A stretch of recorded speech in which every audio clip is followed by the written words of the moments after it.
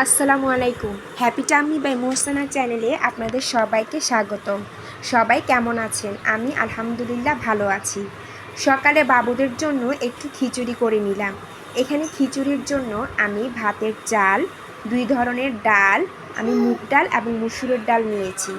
তারপর একটু বরবটি, একটু মিষ্টি কুমড়া, সবগুলো উপকরণ ভালোভাবে পানিতে ধুয়ে আমি একটি কড়াইতে নিয়ে নিলাম।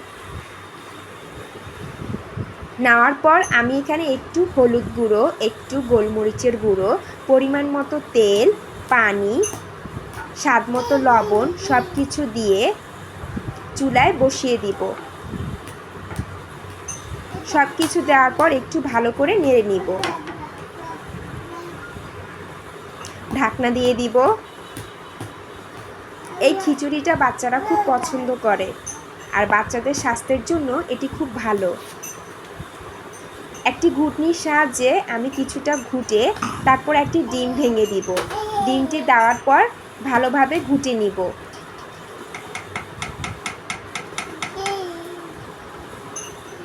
ভালোভাবে ঘুটে নিয়েছি। খিচুড়ি প্রায় হয়ে গিয়েছে।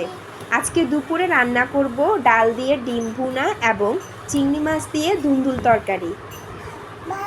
এখানে আমি ডাল ভুনার জন্য 2 ধরনের ডাল নিয়েছি।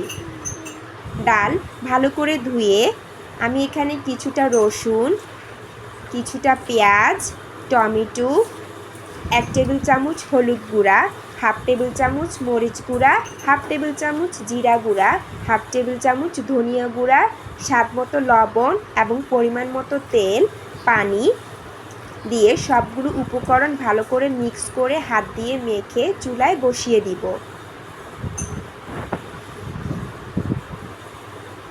অন্যদিকে চিংড়ি মাছ এবং ধুন্দুল তরকারি রেডি করে রেখেছি।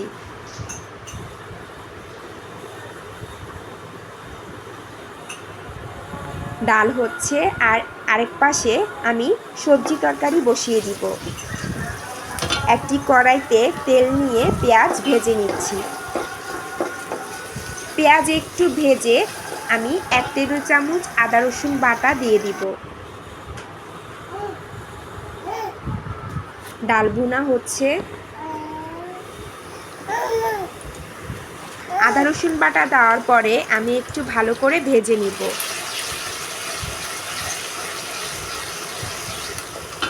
ভালো করে নেড়ে দিতে হবে যাতে নিচে লেগে না যায়। এবার চিংড়ি মাছগুলো দিয়ে দিব। চিংড়ি মাছগুলো দেওয়ার পরে ভালো করে নেড়ে দিতে হবে।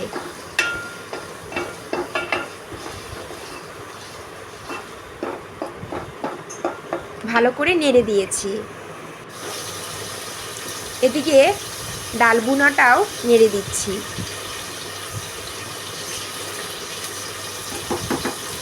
এই ডাল ভুনা খেতে খুবই ভালো লাগে। এবার আমি ডিম ভেঙে দিব। চিংড়ি মাছে একটা সুন্দর কালার ফুটে উঠেছে। এবার দিয়ে দিব 1 টেবিল চামচ হলুদ গুঁড়া, 1 টেবিল চামচ মরিচ গুঁড়া, 1 টেবিল চামচ জিরা গুঁড়া, 1 টেবিল চামচ ধনিয়া গুঁড়া। মশলাগুলো দেওয়ার পরে আমি একটু কষিয়ে নিব।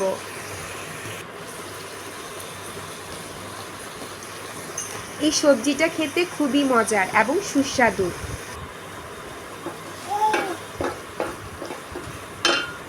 ভালো করে কষিয়ে নিতে হবে এবং নেড়ে দিতে হবে।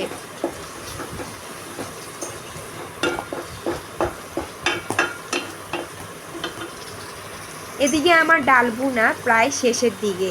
কয়েকটা কাঁচামরিচ দিয়ে দিব। চিংড়ি মাছের তরকারিতে এবার আমি টমেটো দিয়ে দিচ্ছি। টমেটো দেওয়ার পরে একটু নেড়ে দিব।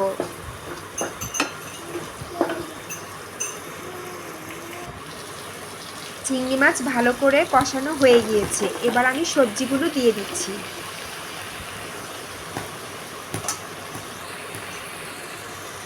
আর দিয়ে দিব 1 টেবিল চামচ লবণ। লবণটা স্বাদ মতোই দিতে হবে। লবণ দেওয়ার পর ভালো করে নেড়ে আমি ঢাকনা দিয়ে রাখবো। ডাল ভুনা হয়ে গিয়েছে।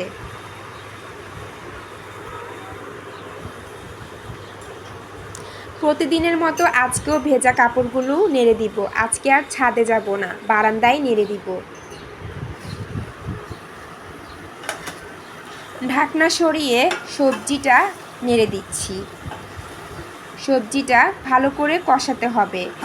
এই সবজি থেকে পানি বের হয়, ওই পানিতেই সবজি ভালো করে কষাতে হবে। পানি বের হয়ে গিয়েছে, সবজি প্রায় কষানো হয়ে গিয়েছে।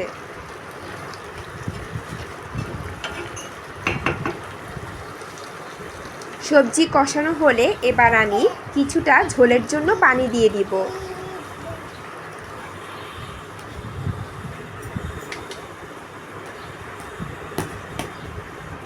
পানি দেওয়ার পর আমি ভালোভাবে নেড়ে দিব।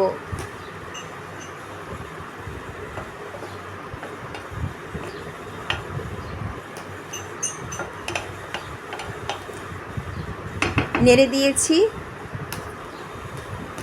এবার কয়েকটা কাঁচামরিচ দিয়ে দিব।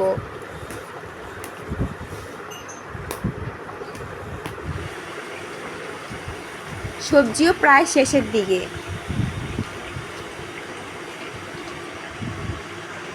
আরও 10-15 মিনিট হবে।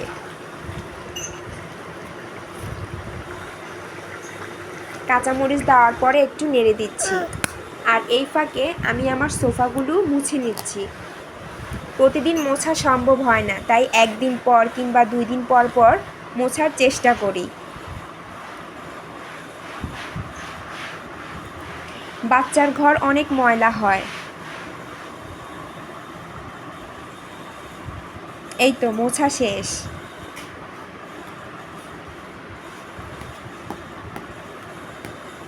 আমার ছোট্ট সংসারের ছোট্ট ছোট্ট জিনিস। তরকারি প্রায় হয়ে গিয়েছে। সবার শেষে ভাত বসিয়ে দিলাম। আর এদিকে ডাল এবং তরকারি বাটিতে পরিবেশন করে নিলাম। আজকের রান্না সবার কেমন লাগলো আমাকে জানাবেন। আমার ভিডিও যদি আপনাদের ভালো লেগে থাকে অবশ্যই লাইক করবেন। আসসালামু আলাইকুম।